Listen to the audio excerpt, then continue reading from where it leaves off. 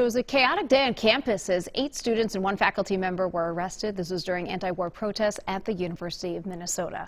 So they, along with hundreds of others, had set up a pro-Palestinian encampment. They are demanding the university divest from companies and academic institutions that they say support Israel as its war with Hamas continues in Gaza.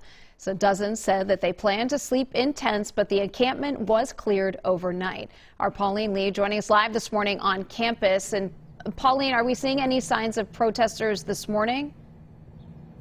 Not this morning, which is a stark difference from yesterday morning, right? This time yesterday, they were already out here, but all that remains this morning is the graffiti that you find on the sidewalk. If you take a look, 1,300 or 13,000 plus children murdered. You've got the Palestinian flag here. You're coming up to another one that says thousands of children starving, all glory to the resistance, and so much more. And this is just a snapshot of what you'll see on the sidewalk outside of Kaufman Memorial Union. That's in addition to all the graffiti that is plastered onto the walls outside of the building here, in which some, the messages that you might find on the walls, some might find as offensive as well. Now, the protests were led by students, a student coalition that said that even if someone came in and made them disperse with the protest, they were going to come back. And maybe it's a different lawn, maybe it's not outside Kaufman, maybe it's somewhere else on campus, but they were going to make sure that their voices were heard. A spokesperson from the U said after 9 people were arrested, those 9 are still allowed back on campus to work and to attend classes, but they will be subjected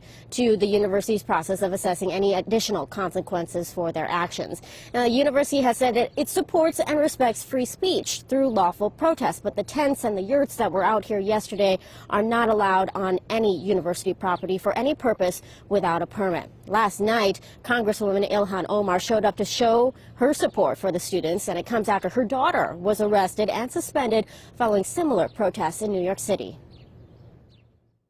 I have over 12 members of my family killed. I have family members, hundreds of family members in Gaza who are being starved. And I have to tell you, I am incredibly moved by your courage and bravery as a student body in putting your bodies on the line to stand in solidarity to end the genocide that is taking place in Gaza at this moment.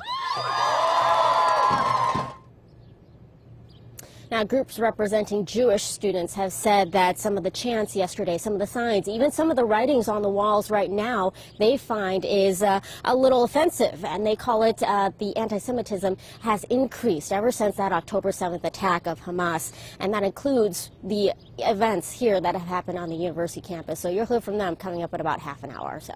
So hundreds protested for much of the day at the U of M campus until the encampment was cleared overnight. And we know some say they do plan to be back until university leaders listen to their message. Our Pauline Lee joins us live from campus. Pauline, what's the mood and the atmosphere right now? And also, we see that some people have started protesting and using graffiti to send their message. Right. So right now on campus, it's relatively quiet, which is very different from 24 hours ago. I mean, they were already out here this time yesterday morning, but the only people out here as campus wakes up are people who are getting to work, going to have their breakfast, and they see all of this graffiti here that's on Kaufman Memorial Union outside of the building here.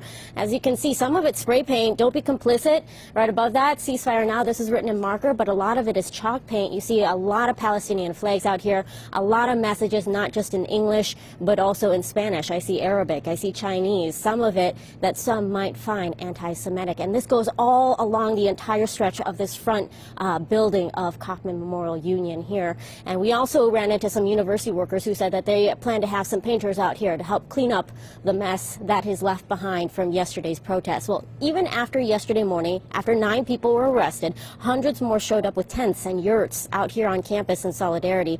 Now, the protesters are demanding the university divest from companies like Lockheed Martin, General Dynamics, Boeing, Honeywell, and also ban them from recruiting on campus. They also are demanding that the university divest militarized Israeli institutions that are currently aiding in the ongoing genocide in Gaza. So that's Tel Aviv University, Hebrew University of Jerusalem, and so much more.